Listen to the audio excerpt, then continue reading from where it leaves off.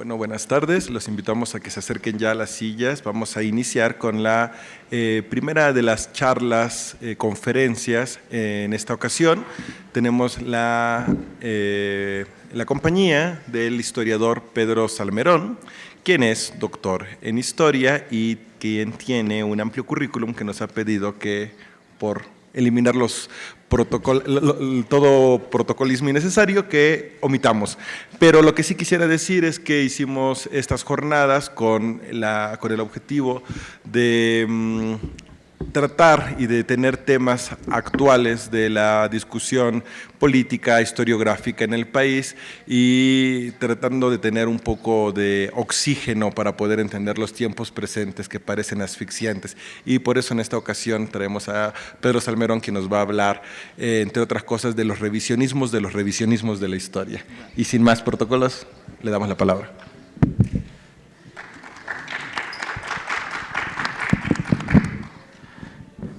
Gracias. Perdón por la tardanza, pero nunca había venido a la UAM Coajimalpa, y aunque ustedes no lo crean, no aparece en la guía Roji. No está, y yo todavía no me modernizo. Entonces, pues entre que me perdí, me informaban cómo dar vueltas y llegar, pues ahí estuve. Sí, sí, yo todavía recurro a la guía Roji, que no me falla, a menos que pase una cosa como que no aparece todavía la UAM Coajimalpa en mi ejemplar de hace 2 años de la guía Roji, ¿no? Pero bueno, ya estamos aquí. Gracias por la invitación, gracias a la Brigada para Leer en Libertad. Y pues bueno, yo podría hablar en general sobre este asunto de los falsificadores de la historia. Es un tema sobre el que he venido publicando cosas desde 2012. Y mostrar a quién sirve la nueva historia de la derecha. Y cómo esta historia de la derecha habla de una historia oficial priista que el PRI ni la quiere, ni le sirve, ni la usa. Se han inventado un enemigo de cartón, un enemigo de papel que no existe, para reconstruir una historia de caudillos, de prohombres, y cuando digo prohombres quiero decir varones, ¿sí? Prácticamente no hay mujeres en esa historia, en la que el pueblo o solo es un borrego o solo es una horda, ¿sí? Es decir, o es un rebaño de borregos o es una horda de bestias y nada intermedio. ¿Y a quién le sirve esta historia? Tiene una utilidad política muy concreta. Pero para no hablar de esa, para no generalizar, quiero traer hoy una efeméride, ¿sí? Es decir, cómo se está usando en concreto esta forma de falsificar la historia. El PRI, el viejo PRI, para mí el PRI perdió el poder en 1988. Sí, lo que sigue es otra cosa, una cosa distinta. El partido del neoliberalismo le podemos poner, aunque se siga llamando PRI, ¿no? El PRI tenía un discurso de legitimación política basado en buena medida, tenía otros pilares, pero en buena medida estaba basado en el discurso histórico. Este sí, el discurso oficial, que ahora ya no existe, ya no tiene ese uso. Los ideólogos priistas lo decían. Decían los ideólogos priistas, por ejemplo, Jesús Reyes Heroles, la continuidad histórica es la coraza de la revolución, donde para ellos la revolución, en todos sus discursos era claro, era el gobierno en turno. Y siempre lo decían. Rodolfo Sánchez Taboada, Jesús Silva Herzog, el abuelo del actual opinólogo, etcétera, siempre lo decían.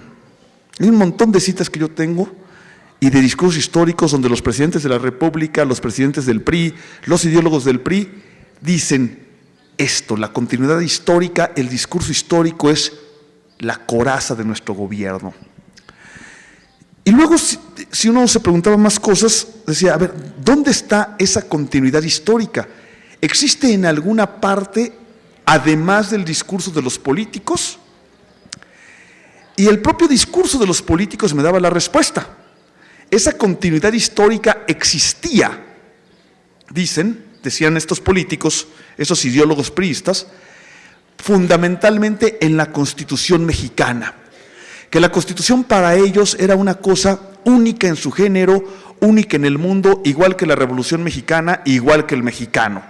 Sí, se habían inventado la originalidad originalísima de la revolución, dice otro pensador de la época.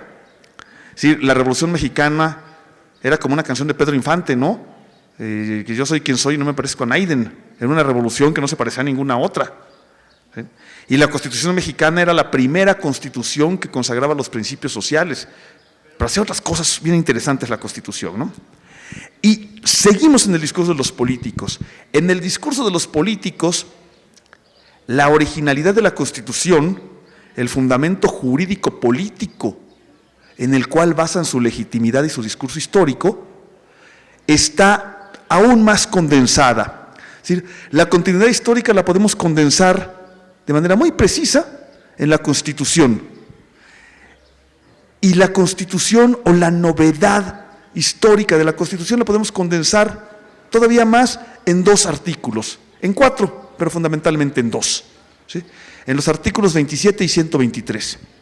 Una vez más, podría darles un montón de citas de teóricos, de políticos, de agraristas oficiales, de historiadores al servicio del régimen, en el que podría mostrar cómo hacen este ejercicio. ¿Sí? Y entonces revisa uno los artículos 27 y 123. ¿Sí? ¿Qué son estos artículos? ¿En qué consisten? ¿Sí? Y encuentro, por ejemplo, que lo que hace el artículo 123 es, como dicen los ideólogos del régimen, recoger las demandas de la clase obrera, del movimiento obrero, pero del movimiento obrero no anticapitalista. Durante la Revolución Mexicana hay 2 grandes alas del movimiento obrero. Un movimiento obrero mexicano de corte anarco-sindicalista que quiere la supresión de la propiedad privada y del Estado, ¿sí? Es decir, la construcción de una nueva sociedad no capitalista. Y otro movimiento obrero igualmente importante que no es anticapitalista, que no quiere acabar con el régimen capitalista, pero que exige la reglamentación y una especie de árbitro que custodie la enorme inequidad de las relaciones entre los obreros y el capital. Y son estas las demandas de este movimiento obrero las que retoma el grupo que gana la Revolución Mexicana y que redacta la Constitución. ¿Y qué hacen? Hacen una cosa muy novedosa en el constitucionalismo, en efecto. Es decir, en lugar de consagrar simplemente la libertad de trabajo y que todo lo demás quede en la ley reglamentaria, en este caso sería la Ley Federal del Trabajo, que se aprueba hasta 1931, lo que hacen es meter la especificidad en la Constitución misma. Y es la primera Constitución del mundo que hace esto. Y entonces meten ahí estas demandas, que son concretas. Jornada laboral de 8 horas, 7º día de descanso, salario igual para trabajo igual, prohibición del trabajo infantil, reglamentación del trabajo femenino, seguridad en el empleo, derecho de huelga, derecho de sindicalización. ¿Sí? Todo lo cual no es anticapitalista, al contrario, va a permitir la modernización industrial del capitalismo. ¿Sí? Va a favorecer incluso a la burguesía mexicana. Pero son las demandas del movimiento obrero.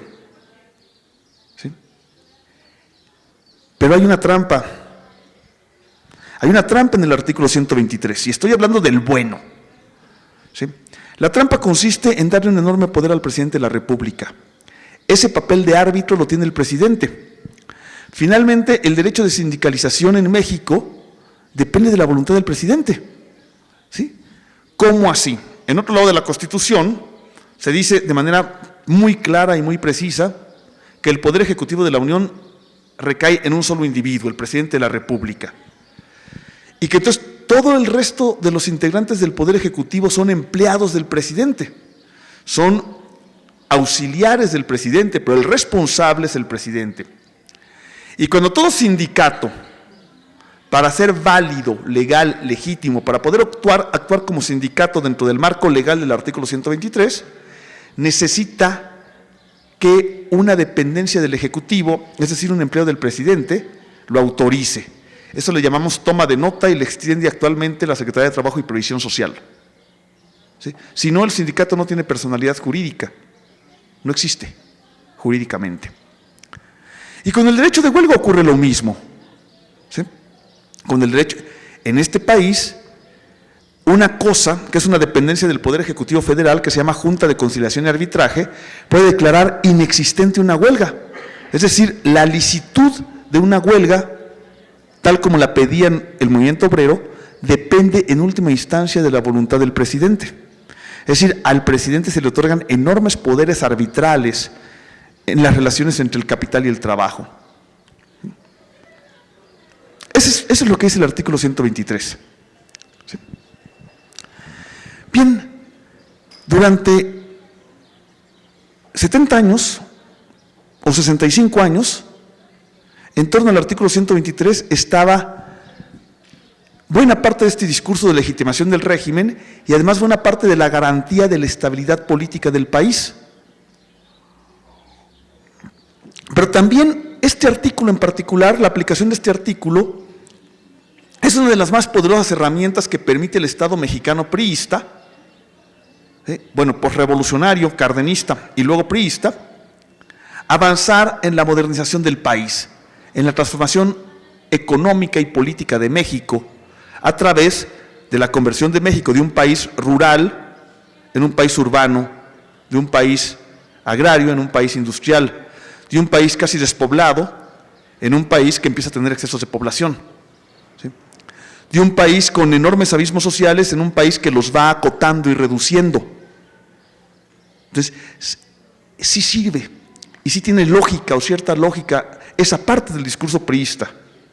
Más allá de que también se producen otras cosas que también están en el artículo 123 constitucional o en la Ley Federal del Trabajo y que permiten el autoritarismo presidencial, el control gubernamental sobre los sindicatos y la antidemocracia sindical, la ausencia total de democracia sindical y de independencia sindical. ¿Sí? Es lo que nos da el artículo 123. Pero de pronto, en los años 80 deja de funcionar el modelo político priista y se empieza a crear otro modelo político. Y se empieza a imponer en la práctica, por encima de la ley, en contra de la Ley Federal del Trabajo, lo que a nivel mundial se ha llamado en las relaciones laborales la desregulación y la flexibilización. ¿Sí? Y se van imponiendo por fuera de la ley. Por fuera de la ley se van acabando todas las partes que garantiza la Ley Federal del Trabajo, es decir, la seguridad en el empleo, la seguridad social, la estabilidad en el empleo, la jubilación, y se van desmontando por fuera de la ley.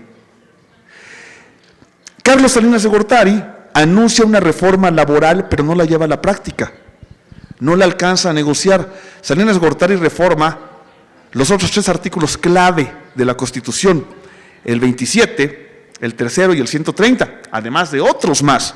Nada más Salinas de Gortari hizo 66 reformas a la Constitución, pero no tocó el 123, no tuvo tiempo. Sin embargo, durante el gobierno de Carlos Salinas, en la realidad se va desmantelando lo que significa el artículo 123.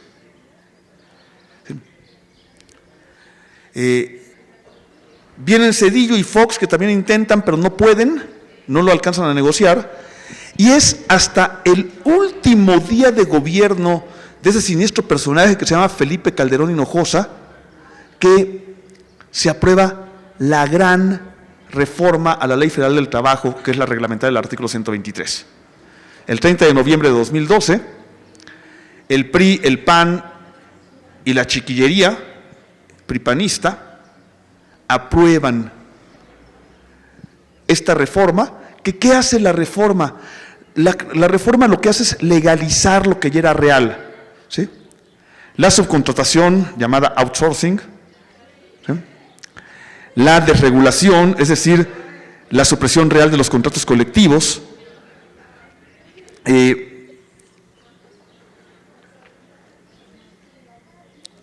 y todas las formas mediante las cuales se hace nugatoria la estabilidad en el empleo, ¿sí? Los contratos de prueba, sin límites y no regulados, ¿sí?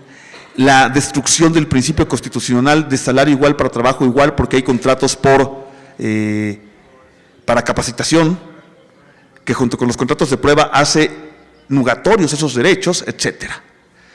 Pero todo esto va acompañado de un discurso histórico, un nuevo discurso histórico en el cual se le echa la culpa a los sindicatos del desastre laboral en México, como se le echa la culpa al sindicato de Pemex del desastre petrolero y al sindicato de la educación del desastre educativo. Por supuesto que el sindicato petrolero y el sindicato nacional de trabajadores de la educación son profundamente corruptos, pero no son ellos los culpables del desastre, ellos son solamente gestores del desastre al servicio del poder, ¿sí?, como sindicatos priistas que son. Y entonces se abandona el discurso histórico, y desde los años 80 el discurso histórico y el escudo de la Constitución es abandonado por el régimen, de tal manera que cuando se transforma las condiciones laborales, se ha abandonado también un montón de cuestiones educativas, por ejemplo, la educación con base en la solidaridad y en la comunidad para educar solamente con base en la competencia y en el individualismo. Y el discurso histórico permite meter la reforma laboral sin que nos demos cuenta, y casi nadie protestó porque casi nadie podía ya protestar. O sea, protestó en 2012 la Unión Nacional de Trabajadores, el ala disidente del CENTE, la Coordinadora Nacional de Trabajadores de la Educación, el ala democrática y disidente del Sindicato de la Educación, el Sindicato Mexicano de Electricistas, que no tenía fuente de trabajo real porque previamente había sido expulsada de su fuente de trabajo por el propio Felipe Calderón, etcétera. Sindicatos marginales. Porque hay una parte bien interesante de la reforma laboral de Felipe Calderón, y es que combina lo peor de los dos mundos. Combina lo peor del neoliberalismo al legalizar el neoliberalismo, las relaciones desreguladas del neoliberalismo que dejan al trabajador en manos del empleador, sin derechos, ¿sí? Así, por ejemplo, podemos contar que Sears Roebuck de México tiene 37 trabajadores en todo el país, todos los demás son comisionistas o subcontratados por outsourcing, por empresas fantasmas, ¿sí? Y la otra, pues es que al negociar con el PRI para que el PRI aprobara la reforma laboral panista, la vieja demanda del anterior PRI, del anterior PAN, el PAN democrático, el PAN era democrático en los años 80, ¿sí? Las demandas democratizadoras del PAN de los años 80, que las había metido Calderón, que exigían democracia sindical y transparencia sindical, las quitaron. El PRI le dice, o quitas esas cosas o no votamos tu reforma, ¿sí? ¿Por qué? Pues porque el PRI quiere seguir controlando los sindicatos charros y a través de ellos tener el control de la cada vez más debilitada y golpeada clase obrera mexicana. Y el PAN los quitó. Y entonces combinamos, como les decía yo, lo peor de ambos mundos, lo peor del neoliberalismo con lo peor del autoritarismo priista, porque se mantiene la antidemocracia y la corrupción de los sindicatos priistas. ¿Sí? Y esto nos lo meten a través de un nuevo discurso histórico en el que nos hablan de, ¿sí?, las nuevas condiciones flexibles de trabajo que nos van a permitir contratarnos y abordar el nuevo campo laboral. ¿Sí? Eso es lo que pasa con el artículo 123. Bueno, lo que pasa con el artículo 27 es más grave. ¿Sí? ¿Qué hace el artículo 27 originalmente? El artículo 27 promulgado ayer, hace 100 años. ¿Sí? El artículo 27 tiene varias cosas fundamentales. La primera es que plantea una revolución en la idea jurídica de la propiedad. ¿Sí? En el porfiriato, y gracias a las leyes porfiristas, y aquí en este libro, que es un resumen de la Revolución Mexicana, explicamos por qué. En el porfiriato el derecho de propiedad era intocable, inalienable, imprescriptible y no admitía regulación. ¿Sí? Y lo que hace el artículo 27 es transformar la propiedad privada de un derecho humano y por lo tanto inalienable, intransferible, imprescriptible, en una transmisión de dominio, porque dice el artículo 27, ¿sí?, la propiedad de las tierras, aguas, bosques que están comprendidas dentro del territorio nacional corresponden originariamente a la nación, la cual ha tenido y tiene la capacidad de transmitir su dominio para constituir la propiedad privada. Entonces la propiedad privada ya no es una garantía inalienable, sino una transmisión de dominio, porque la tierra es originariamente de la nación. Y por lo tanto, y lo dice el segundo párrafo del artículo 27, el Estado puede regular la propiedad, puede imponer a la propiedad las regulaciones que el interés público dicte. Por lo tanto, también puede expropiar mediante indemnización y no previa indemnización, como decía la ley anterior, que es una transformación fundamental que va a hacer posible la reforma agraria. ¿Sí? Entonces, eso es lo primero, esta revolución jurídica. Lo segundo es, lo que hace el artículo 27 es recoger la principal demanda de los campesinos rebeldes que hicieron la Revolución Mexicana, el reparto agrario, es decir, la destrucción del latifundio. El artículo 27 no solo faculta, sino mandata al Estado a repartir la tierra a través de la restitución de tierras y de la expropiación de los latifundios para dotar a los núcleos de población de la tierra que necesiten.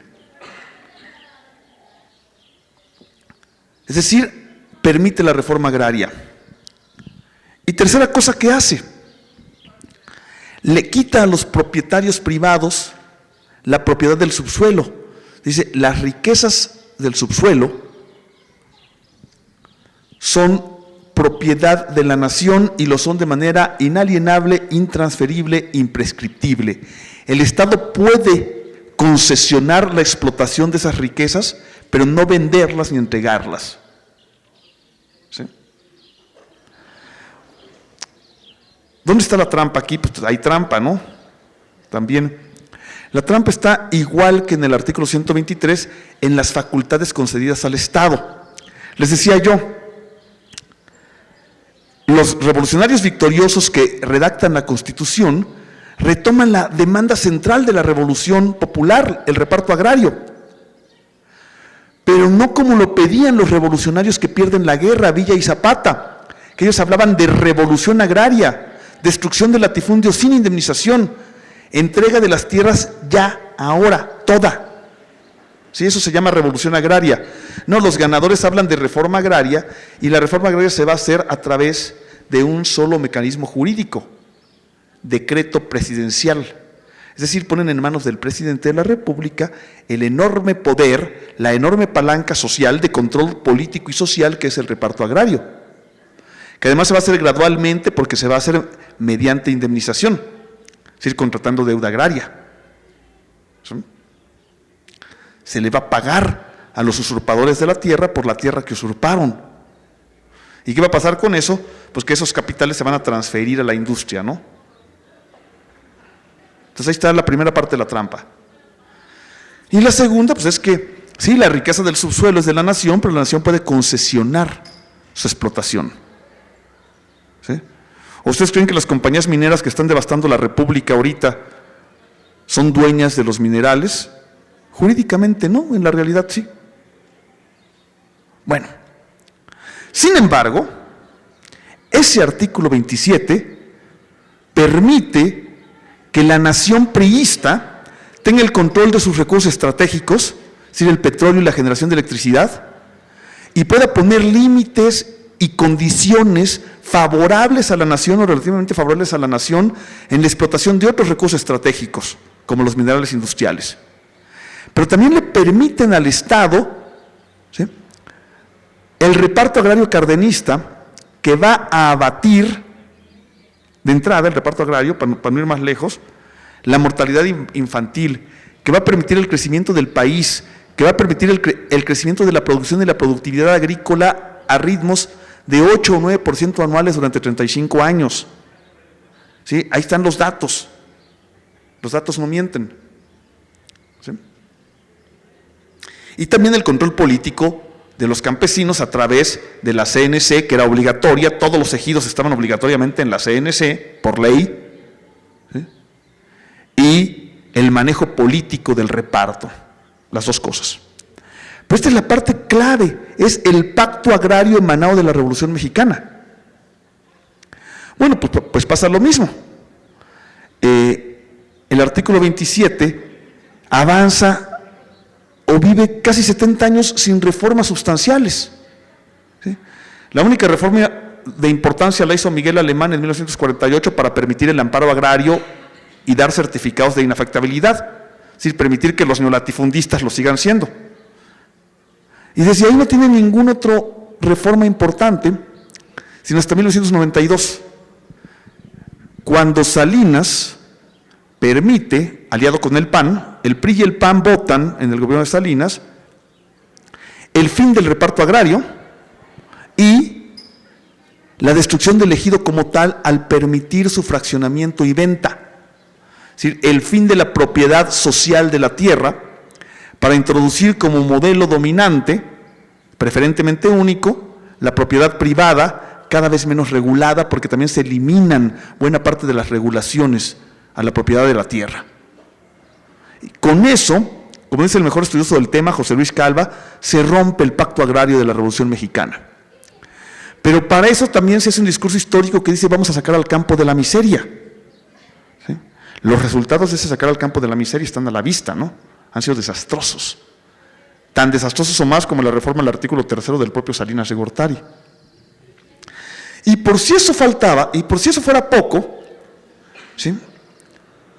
20 años después, 21 años después de la reforma de Salinas de Gortari, su torpe discípulo, y digo torpe porque el maestro era mucho más inteligente, aquí el discípulo no se probó al maestro, su torpe discípulo Enrique Peña Nieto impone, una vez más en alianza con el PAN y en buena medida porque el PRD les facilita el trabajo, una segunda reforma sustancial del artículo 27 constitucional, a la que le llamamos reforma energética, que son reformas a los artículos 25, 27 y 28, en la cual se destruye el carácter inalienable, intransferible e imprescriptible de la propiedad de la nación sobre la riqueza del subsuelo.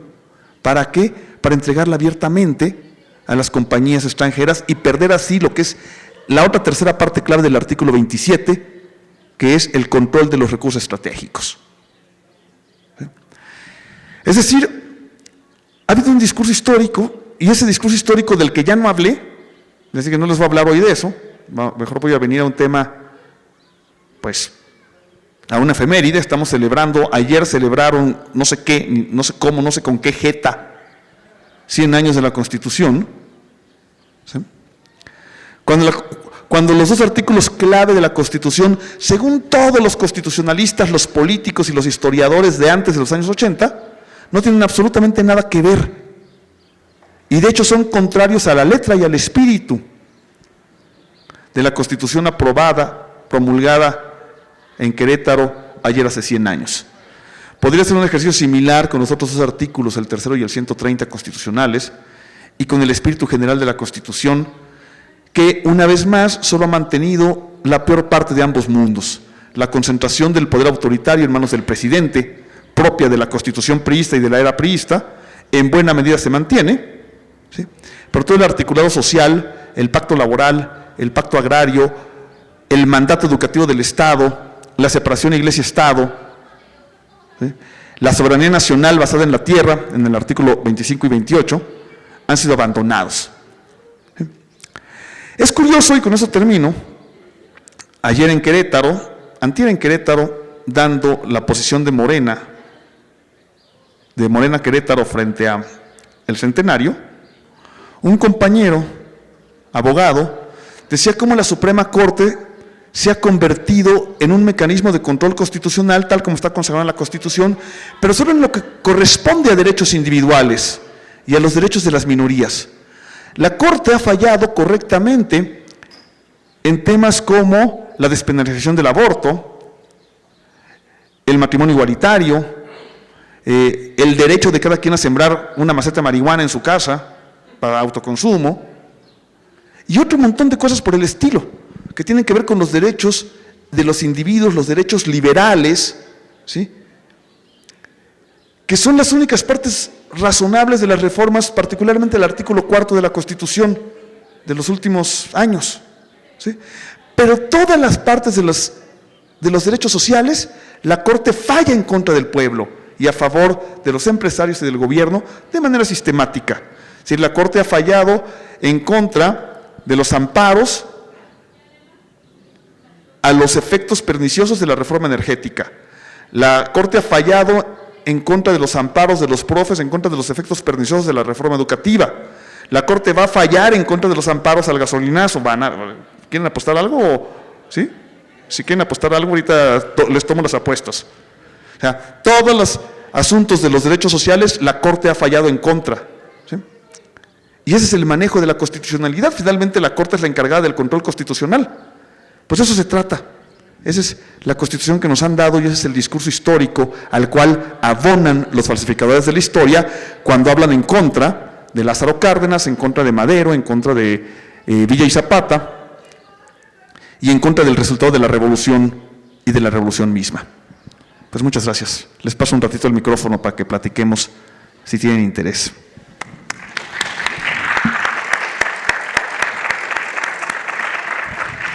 Bueno, muchas gracias a Pedro Salmerón por esta reconstrucción de los 100 años de la Constitución mexicana con sus múltiples cambios que dan explicación en buena parte, en buena medida, de la aniquilación del control del Estado sobre territorio y sobre actividades sociales de la vida de las mexicanas y de los mexicanos.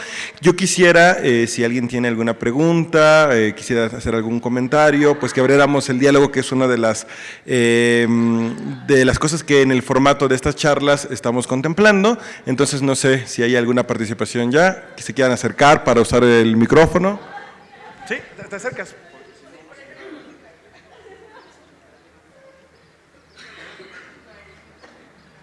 Di tu nombre para el registro. Sí. Ok. Bueno, pues mi nombre es Daniel, yo estudié aquí en la UAM Coajimalpa.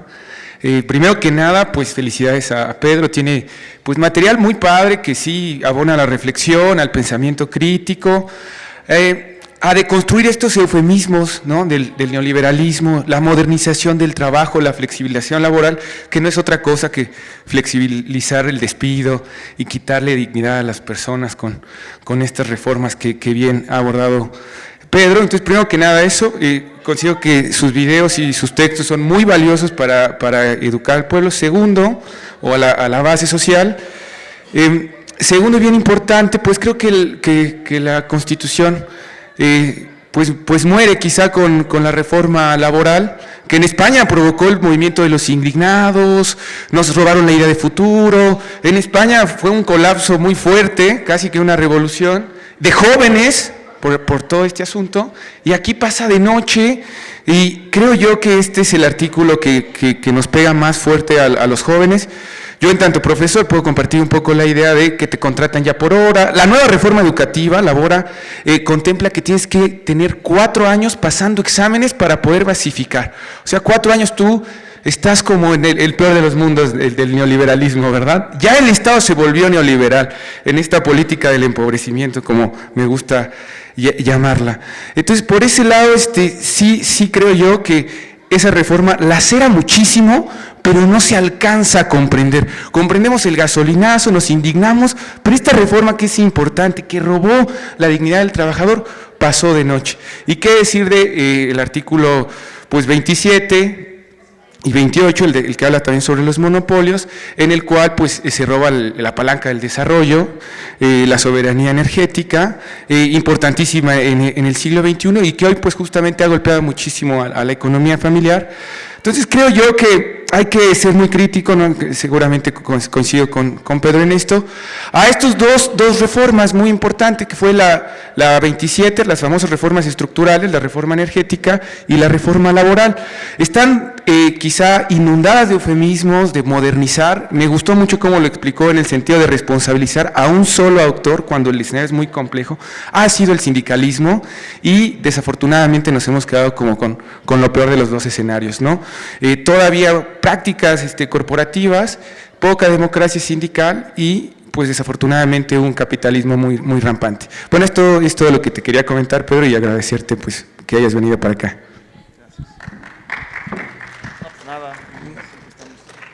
Bueno, ¿alguien quisiera hacer alguna pregunta para Pedro para aprovechar su presencia acá? Miren que se perdió, le costó trabajo llegar, quizá no vuelva tan pronto. Ya encontró el camino. Bueno, si no hay nadie más, yo sí quisiera... ¿Alguien? Sí, ok, entonces primero el público.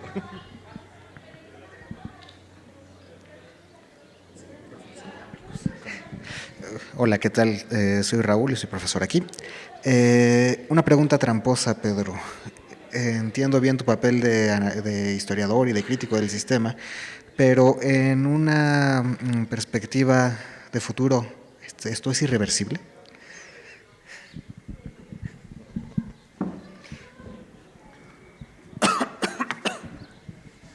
Nada humano es irreversible, ni bueno ni malo.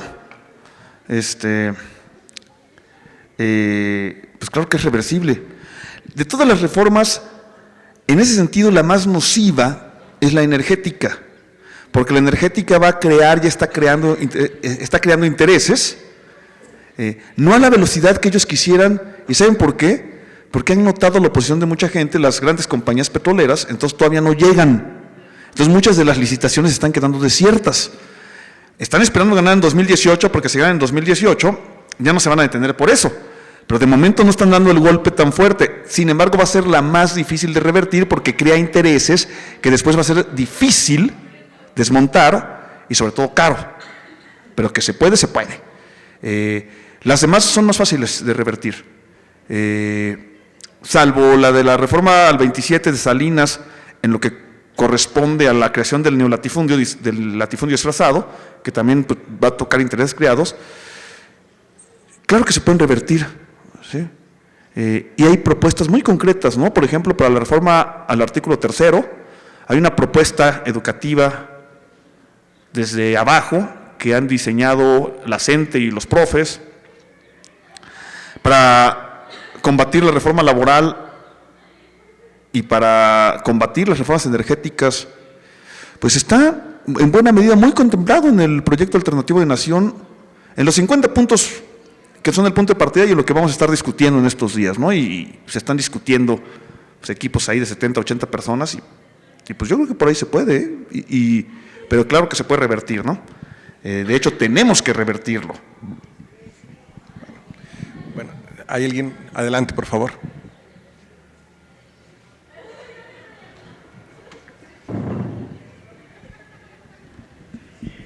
Buenas tardes. Yo soy trabajador de aquí, de la universidad. Soy sindicalizado.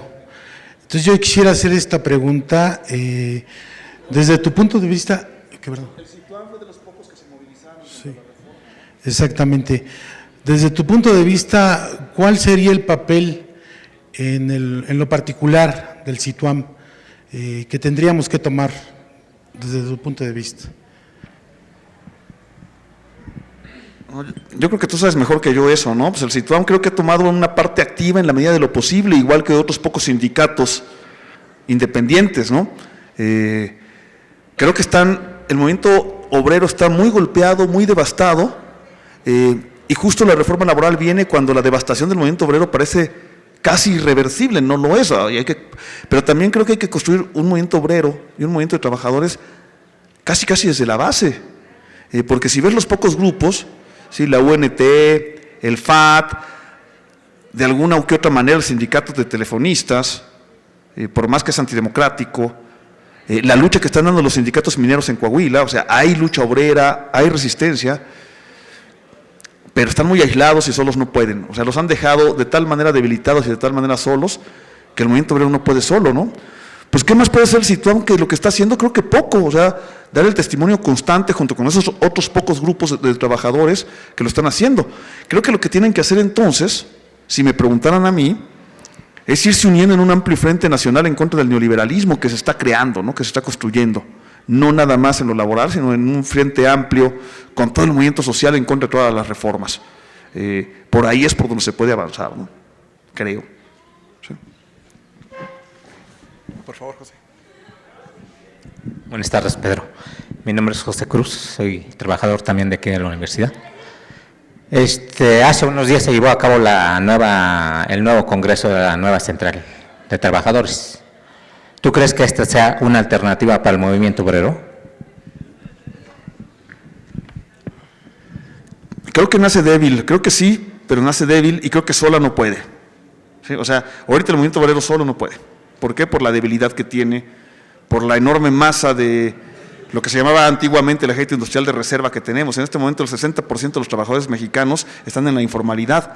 Con esos niveles de informalidad, pues los pocos sindicatos que resisten están perfectamente arrinconados. Pero creo que uniéndose con los otros sectores, sí pueden aportar una gran cantidad de cosas, ¿no? Es lo mismo que le decía el compañero.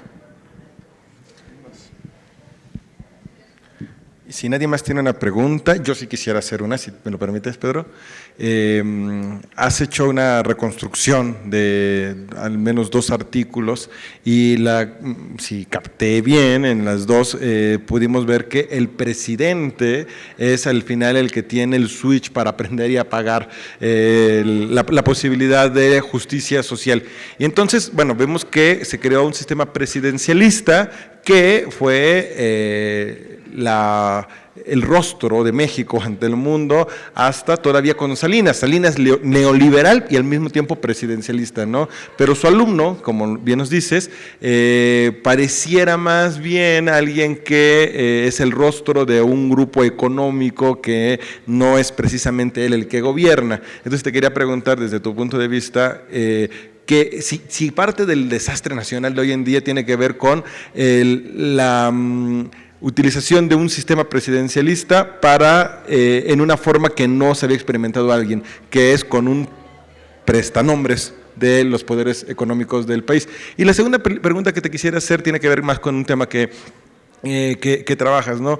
En términos sencillos, nos han dicho que los obreros y los campesinos en la revolución fueron arrastrados, no comprendían lo que vivían, fueron engañados y ni siquiera vieron los resultados de lo que lucharon. A Zapata lo mataron, a Villa lo traicionaron y lo mataron también algunos años después, que el movimiento obrero también durante los años 30 y 40 fue en ascenso, pero que después, bueno, no sirvió para nada, es decir que la reforma democrática que hubo en el país, la creación de los partidos políticos, la legalización de la izquierda, tampoco sirvió para nada porque terminamos con los partidos de siempre. Entonces, es algo de lo que nos vienen contando en la historia, ¿no? Cualquier intento por cambiar las cosas va a terminar irremediablemente en la consolidación de lo anterior y peor, ¿no? Y aparte cayendo desde más alto. Y quisiera que nos hablaras un poco sobre esto. La primera pregunta, sí, punto. Ya. La segunda está mucho más complicada. Si nos pusiéramos a trabajar sobre la participación de los obreros y los campesinos o de los grupos populares en la revolución, solo estos intelectuales de la derecha que hablan de siempre centrados en los caudillos, como Enrique Krause, que por eso se inventó un Mesías, Héctor Aguilar Camín como historiador, y los que están ahora de moda, que siempre hablan de los caudillos y siempre del pueblo en estas 2 condiciones, ¿sí? Lo hacen únicamente si no leen las fuentes. Yo cuando escribí la historia social del villismo, leí los testimonios de los soldados de a pie del villismo, los testimonios de entonces y los posteriores, y luego leí todas las entrevistas del proyecto de historia oral del zapatismo, y yo les puedo garantizar que sabían por qué estaban luchando y qué querían de la revolución. O sea, borregos, mis polainas, borregos a los que les conviene inventar que el pueblo es borrego. Es decir, a estos intelectuales al servicio del régimen. Pero lo demostramos con las fuentes de la época. Lean a los obreros, a los campesinos convertidos en revolucionarios, lean lo que decían, lean qué querían y qué buscaban. Así que, primera respuesta, borregos no, de ninguna manera. Segundo, la revolución construyó un nuevo país, aunque no ganamos los buenos. El resultado de la revolución, si tú comparas la dieta, vamos a algo como la dieta, del 70% de los mexicanos en 1910, y luego comparas la dieta de los mexicanos en 1960, te das cuenta que las mayorías que tenían una dieta mesoamericana, es decir, que comían en un 95% maíz y frijol, meten a las dietas leche, huevo, vegetales, azúcar como bien energético, era muy importante porque la mayor parte de la gente eran obreros y campesinos y trabajaban con las manos. Nosotros que no trabajamos con las manos, en una sociedad de servicios, tenemos un enorme problema con el azúcar. ¿Sí? Ahora hay que sacarla de nuestra dieta, pero en aquel tiempo era vital. Simplemente la producción de azúcar, impulsada por el Estado, creció en 14 veces, de 200.000 toneladas anuales a 2.400.000 toneladas anuales, entre 1930 y 1960. Y les podría dar datos por el estilo, porque crece, pero no crece la exportación, crece el consumo. Y se abaten los niveles de mortalidad infantil. Los niveles de mortalidad infantil que estaban en 70 sobre 100 en 1910, ¿sí? 60 años después estaban en índices de país casi desarrollado. ¿Sí? ¿Por qué? Porque se lleva la educación en asepsia y antisepsia, se llevan servicios de salud, aunque sea para eso, aunque no sea para otra cosa, ¿no? Se extiende la seguridad social. Entonces, que la Revolución Mexicana no sirvió para nada, no, puedo dar miles de ejemplos de cómo fue lo que permitió construir un país, algo que era una especie de colonia o protectorado de esclavos y analfabetas. Entonces, segunda cosa, no. Tercera, pues luego entramos a la era priista. El movimiento obrero organizado fue subordinado a balazos. En el sexenio del licenciado Miguel Alemán, que es un sexenio que hay que entender porque es la clave del PRI, en el sexenio de Miguel Alemán los sindicatos fueron tomados por el ejército. ¿Sí?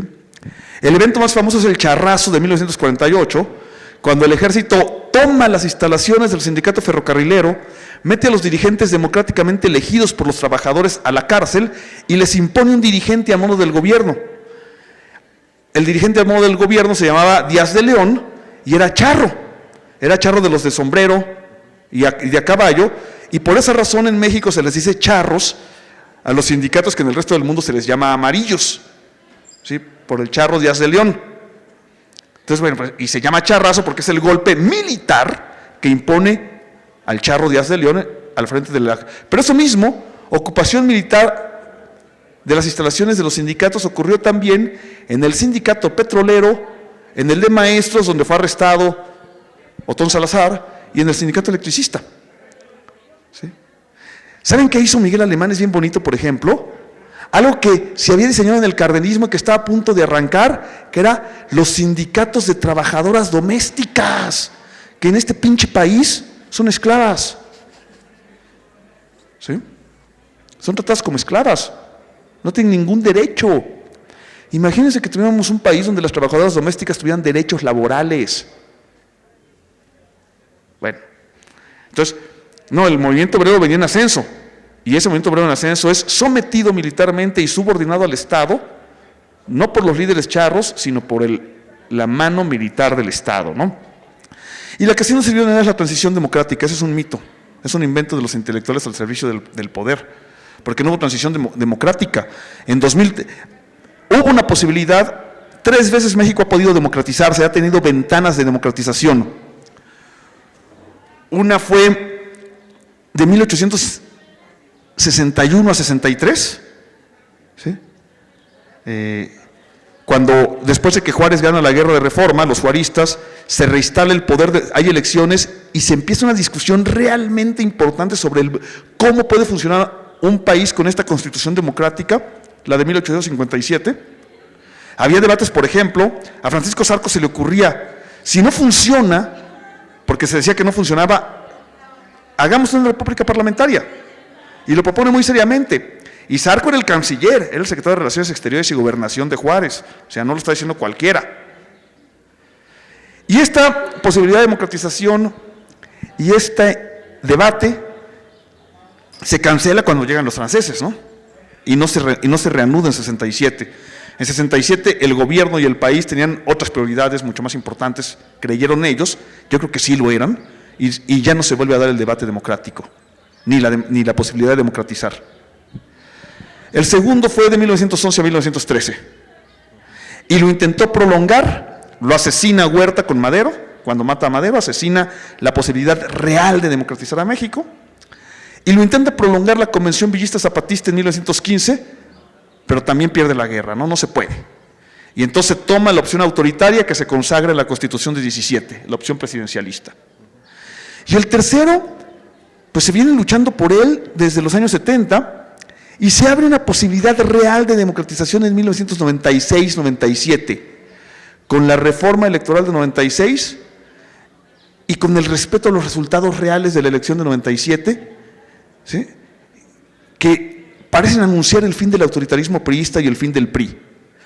Esa posibilidad se canceló entre 2002 y 2003, desde 2001, cuando Vicente Fox entrega la transición a los grupos de poder y cancelan la posibilidad de la transición. Hay dos eventos clave, ¿sí?